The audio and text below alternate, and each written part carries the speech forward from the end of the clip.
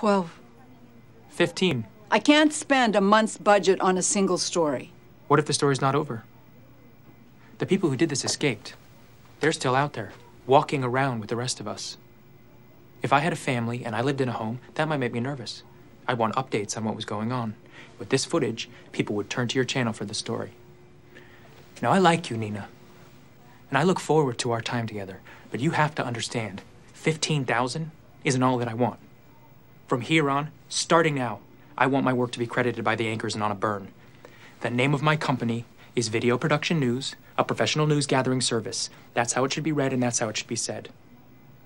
I also want to go to the next rung and meet your team, and the station manager and the director and the anchors, and start developing my own personal relationships. I'd like to start meeting them this morning. You'll take me around, you'll introduce me as the owner and president of Video Production News and remind them of some of my many other stories. I'm not done.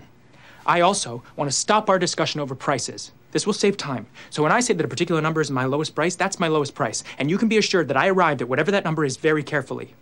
Now, when I say that I want these things, I mean that I want them, and I don't want to have to ask again.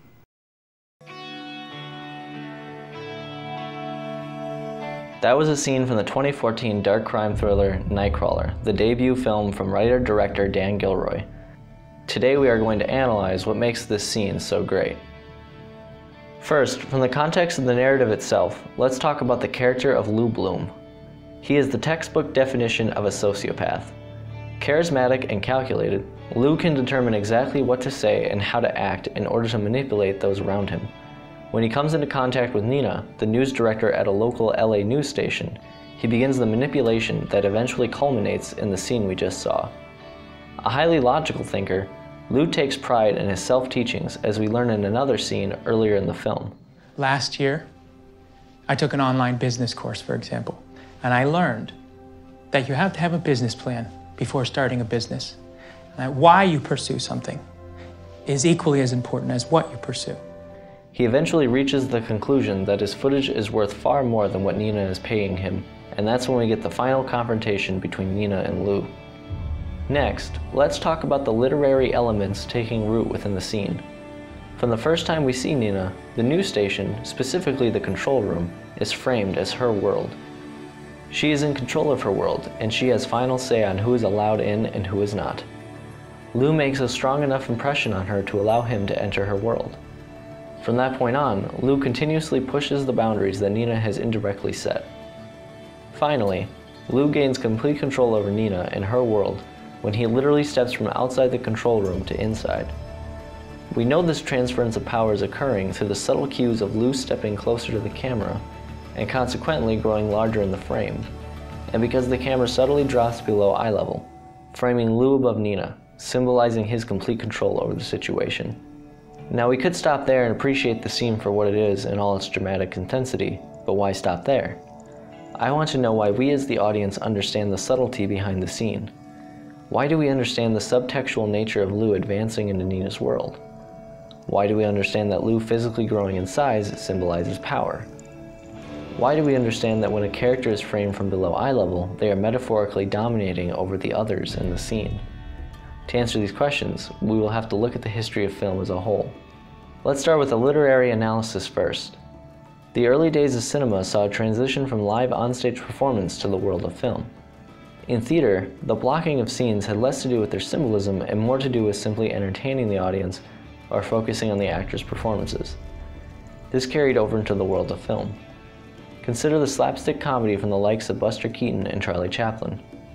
There was no metaphorical nature to these early films.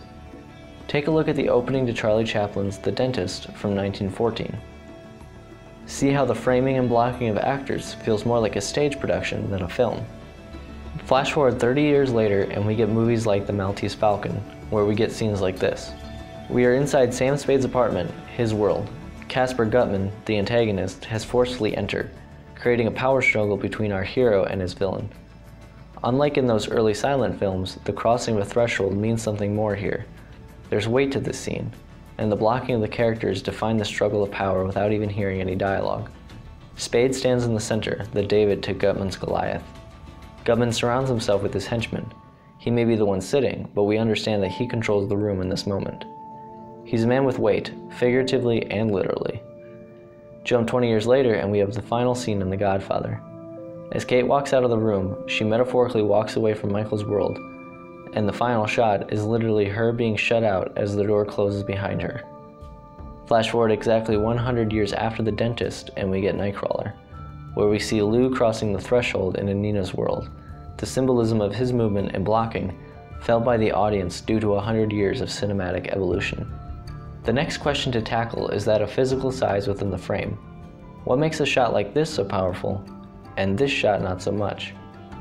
In this one, Lou has greater size in the frame, and in this one, both characters are framed with the exact same amount of the screen. Let's take a look again at the scene from The Dentist.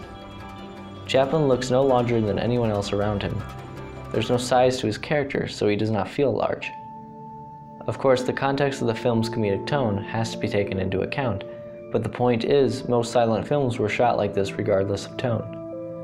Again, if we look at the Maltese Falcon, we now have shots like this, where Gutman is shown larger than the man in the back. Our focus is meant to be on Gutman, and the audience understands his authority simply because of his enlarged image within the frame. This shot feels more dynamic than this shot. Similarly, in the scene from The Godfather, we watch as Michael moves towards Kate within the frame, starting small and growing in size until he takes up the majority of the screen, a shot not too different from that which we see in Nightcrawler. Finally, let's look at how cinematography evolved over time. Back in the silent era, we had shots like in The Dentist, static and staged on an even plane. The characters move as if on a stage and the camera remains at eye level. Looking to the Maltese Falcon once more, we find that the camera moves gracefully from one side of the scene to the other. We see just as Lou is positioned above the camera, so is Spade as he fights for control over Gutman. The framing device, often referred to as the hero shot, continues to evolve over time as we see it in the likes of The Godfather, Star Wars, The Matrix, and then carried over into modern superhero films, the now iconic Avengers shot. Unfortunately, this symbolic framing that now is associated with power is carried over into films that don't necessarily have the same thematic weight like we see in the Transformers franchise.